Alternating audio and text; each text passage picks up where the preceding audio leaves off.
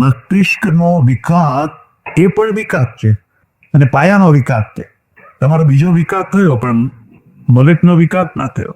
એટલે ઘણી વાર એવું બને કે માણસ બહુ પૈસાદાર હોય પણ મગજનો વિકાસ ના હોય, અને મગજનો વિકાસ ના હોય એને સંગીત, સાહિત્ય, કલામાં કટકી ગતાગમ ના હોય. એને કઈ ગતાગમ હોય? પહેલા તો લોકો કમ્પ્યુટર નતું ને તો ચોપડા વધ્યા આવી 4 ને વધ્યા આવી 5 ને વધ્યા આવી 6 ને એવું બધું ગણ્યા કરે ને. એટલે મોટા ભાગના વેપારીઓ રાત્રે ચોપડા લઈને બેઠા હોય ને આખો દિવસ બધું નામ હોય ને એ લખતા હોય ને મેળવતા હોય. તો વાણિયાની પાછી ખાસિયત એવી કે મેળ ના મળે ત્યાં સુધી ઊંઘે. મારે એક એવા વેપારીના ત્યાં ઉતરવાનું થયું ને રાત્રે 1-1:30 વાગે મારી આંખ ઉઘડી ગઈ. હું બહાર લોબીમાં નીકળ્યો, બાજુના રમની બત્તી બળતી હતી. મેં આમ જોયું તો ટેટ પેલી આવી ગાદી ટક્યો, એના ઉપર ચોપડો, આમ ચશ્મા, અને વધ્યા આવી 4 ને વધ્યા આવી 2 ને વધ્યા આવી. એટલે વધ્યાને ઘણા લોકો વિદ્યા કે શેર શબ્દ વધ્યા અને વધ્યાની જગ્યાએ વિદ્યા કે. પછી તો હું તો સુઈ ગયો.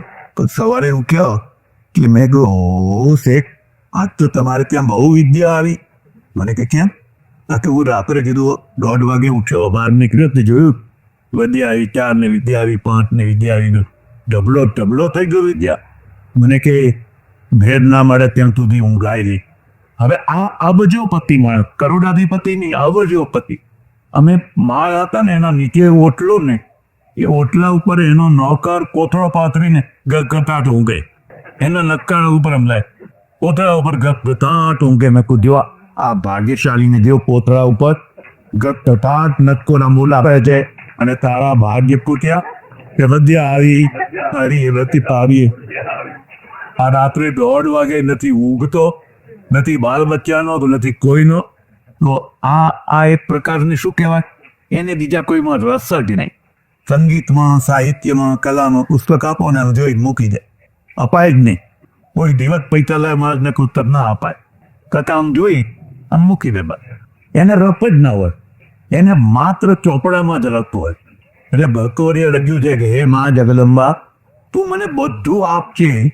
અરૌકિક જન એ શું, પણ જ્યાં અરૌકિક જન છે એમના આગળ કલા મૂકવાનું દુર્ભાગ્ય કદી આપતી નહીં.